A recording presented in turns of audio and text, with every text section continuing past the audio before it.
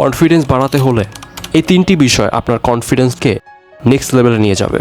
Number 1, grooming. Yes, grooming. আপনি যদি ঠিকঠাক গ্রুমিং করেন, ভালো ড্রেস আপ পরেন, ভালো আউটলুক রাখেন, ভালো স্মার্টভাবে নিজেকে প্রেজেন্ট করেন মানুষের সামনে, আপনার কনফিডেন্সও নেক্সট লেভেলে থাকবে অলওয়েজ। ইয়েস, তো be smart, be confident every time. Number 2, বই পড়া। ইয়েস, বই পড়া। এবং আমি শুধু বই পড়া বলতে একাডেমিক বইয়ের কথা বলছি না, বাহিরের জগতের সকল বই, সেটা মিস্ট্রিয়াস বই হোক, সাধারণ নলেজের বই হোক, অলওয়েজ বই পড়াটা স্টার্ট রাখুন এবং মোটিভেশনাল ইন্সপিরেশনাল বইও পড়বেন। এগুলো আপনাদেরকে অনেক কনফিডেন্ট বানাবেন, মোটিভেট রাখতে সাহায্য করবে এবং অনেক অনেক নলেজ দিবে, যাতে আপনারা অলওয়েজ আপডেটেড থাকবেন এবং আপনার কনফিডেন্সও বুস্ট হবে। ইয়েস।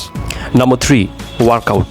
ইয়েস, ওয়ার্কআউট করলে বা এক্সারসাইজ করলে আপনার কনফিডেন্স অনেক অনেক লেভেল উপরে চলে যায়। ইয়েস, ওয়ার্কআউট করলে আপনার মধ্যে একটা কনফিডেন্স বিল্ড আপ হয় যে হ্যাঁ, আপনি এখন ফিট, আপনি এখন যে কোনো ব্যাটেলের জন্য প্রস্তুত, যে কোনো যুদ্ধের জন্য প্রস্তুত। হ্যাঁ, সেটা বসে বসে কাজ করা হোক কিংবা শারীরিক পরিশ্রম হোক, আপনার ফিট থাকলে আপনি hit. Yes, you hit.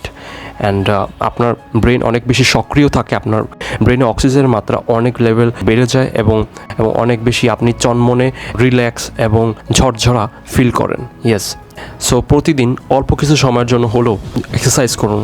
20 minute হতে শুরু করে 1 ঘন্টা হলেও এক্সারসাইজ করুন। এটা আপনার কনফিডেন্সকে অনেক বেশি বাড়িয়ে তুলবে। So guys, this is it. নিজের কনফিডেন্সকে বাড়িয়ে চলুন এবং আপনার ড্রিমকে অ্যাচিভ করুন। ওকে, গুড বাই, আল্লাহ হাফেজ।